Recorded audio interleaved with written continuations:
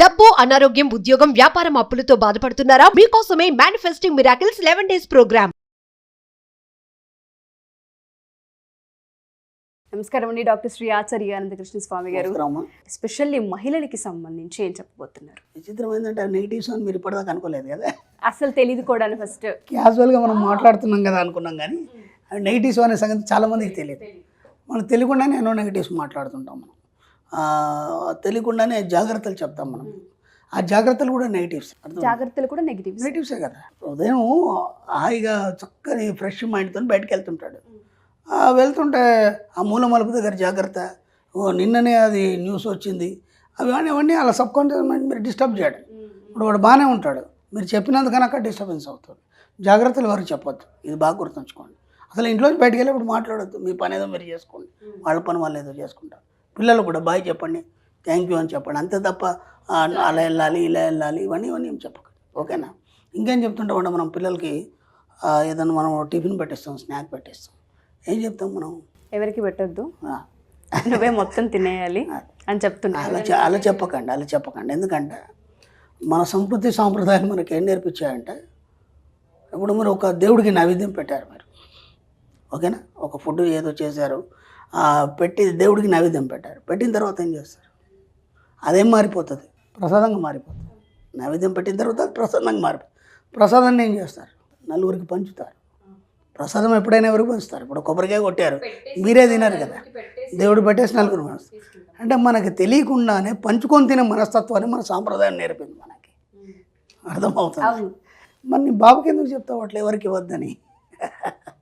అర్థమవుతుందా లేదా? నువ్వు మాత్రం ప్రసాదాన్ని అందరికి పంచుతావు. పంచితే నీకు పుణ్యమో ఏదో వస్తుందని ఒక భయం ద్వారా, అంటే దాన్ని పాపభీతి అంటాం, దానివల్ల నువ్వు పంచుతున్నావు తప్ప ఆ యొక్క పేరుతోని నీకు పంచడం అనేది నేర్పించింది మన సంస్కృతి. అర్థమైందా? పంచుకొని తినాలని నేర్పించింది, కానీ మీరు దాన్ని భయంగా పంచుతున్నారు. అర్థమైందా? కాబట్టి ఎప్పుడైనా మనకు వచ్చిన దాన్ని, ఏదైనా సరే, డబ్బు కావచ్చు, సంపద కావచ్చు, ఐశ్వర్యం కావచ్చు, అప్పుడు ఏం చేయాలి? మనం నలుగురితో పంచుకొని తినాలి. అర్థమైందా? ఒక కోటీశ్వరుడు ఉన్నాడు, ఓకే? కోటీశ్వరుడు అన్నప్పుడు కనీసం ఆయన ఇంట్లో పనిచేసే వాళ్ళు 10 మంది ఉంటారా లేదా? అంటే ఆ 10 మందికి అతను పంచుకొని అతను తింటున్నాడు. అతను ఎంత తింటాడండి? మామూలుగా ఇంత తింటే చాలు. అర్థమైంది? కానీ మిగతా అంత ఎవరు తింటున్నారు? అతని ఇంట్లో పని చేసే వాళ్ళందరూ ఉన్నారు కదా, వాళ్ళందరికీ తన సంపదను పంచుతున్నాడు. అవునా కాదు? తనకు వచ్చిన దాంట్లో ఏదో ఒకటి ఇస్తూనే ఉన్నాడు.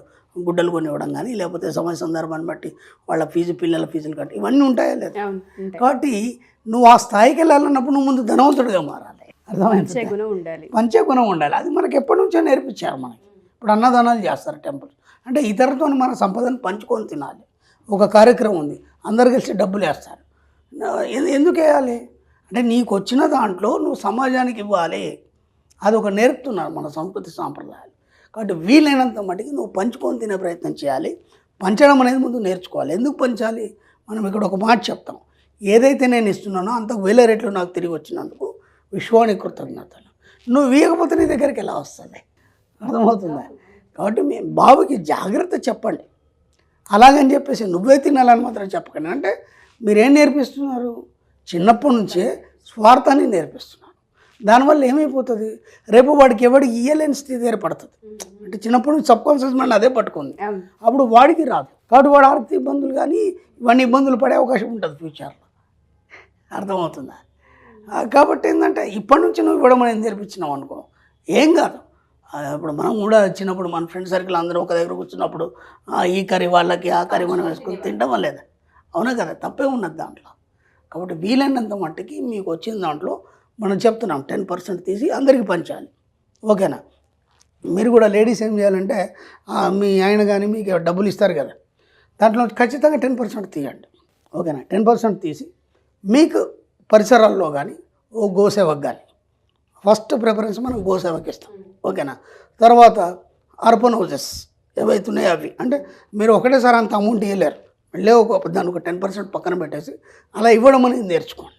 మనం ఎంత ఇస్తే అంత 1000 రెట్లు మనకు తిరిగి వస్తుంది. దీన్ని మనం దశాంశ భాగం అని చెప్పేసి అన్ని మతాల్లో చెప్పబడింది. ఇప్పుడు ముస్లిమ్స్ ఉన్నారు, ఇప్పుడు రంజాన్ ఎంతోమందికి ఆ 10% తీసి బట్టలు పంచడం కానీ, లేకపోతే ఫుడ్ పంచడం కానీ ఇవన్నీ చేస్తారు. క్రిస్టియన్స్లో కూడా ఉంది, మన దాంట్లో కూడా ఉంది. ఎవరైనా మంచిగా చెప్తారు కదా. కాబట్టి పంచడంలో ఉన్న ఆనందం, ఇవ్వడంలో ఉన్నటువంటి గొప్పతనం ఒకసారి మనకు అలవాటైతే ఎంత మీకు అది రెట్టింపిస్తుంది అనేది ఒకసారి అనుభవిస్తే దాని యొక్క ఆనందం అనేది మీకు అర్థమైందా?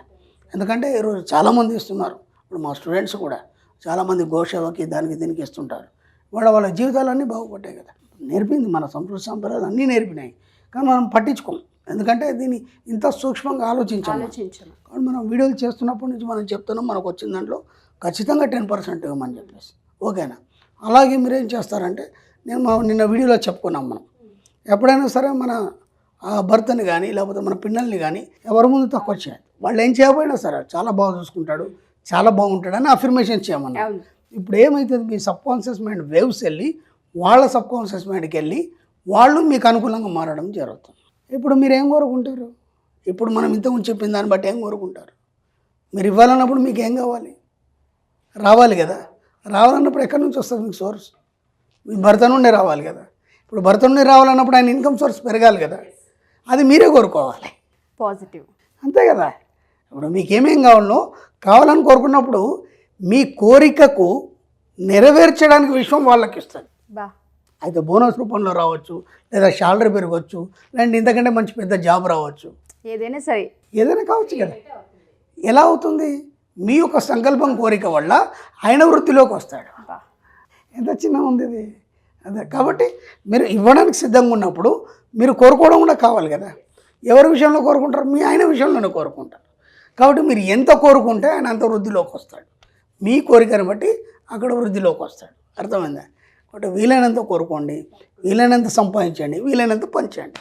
Wonderful sir. దశమ భాగం అని మీరు ఇందాక ఒక వర్డ్ యూస్ చేశారు, అది చాలా పవర్ఫుల్. బట్ ఎవరం దాన్ని పాటించము. ఎస్పెషల్లీ పిల్లల విషయానికి వచ్చేసరికి ఇవ్వద్దు, ఫస్ట్ నువ్వు తినేసేయి, నీది నువ్వు సర్దుకో, నీది నువ్వు వచ్చేసేయాలి, కలవద్దు, ముట్టుకోవద్దు అని చెప్తూ ఉంటాం. తెలియకుండా పిల్లలకి స్వార్థాన్ని ఎక్కువగా మనం నేర్పిస్తూ ఉన్నాం. దానివల్ల ఏమైందంటే వాడు సమాజంలో కూడా కలవలేడు. మీరు ఇందాక ఒక పాయింట్ చెప్పారు సార్, రేపటి రోజున వాడికి ఏదైనా కష్టాల్లో ఉన్నప్పుడు ఖచ్చితంగా స్ట్రక్ అవుతారు, పక్కన ఇంకెవరు అయిపోతుంది. Oh my God, అసలు చాలా పెద్ద ఇంపాక్ట్ అని తెలుస్తుంది. విశ్వనియమాల్లో భాగంగా చాలా సూక్ష్మంగా ఉంటాయి. మనకు వినడానికి ఇవన్నీ ఒక రకంగా అనిపిస్తాయి, బాధ కనిపిస్తాయి, భయం అనిపిస్తాయి, కానీ విశ్వనియమాలు అలాగే ఉంటాయి మన సబ్జెక్ట్లో.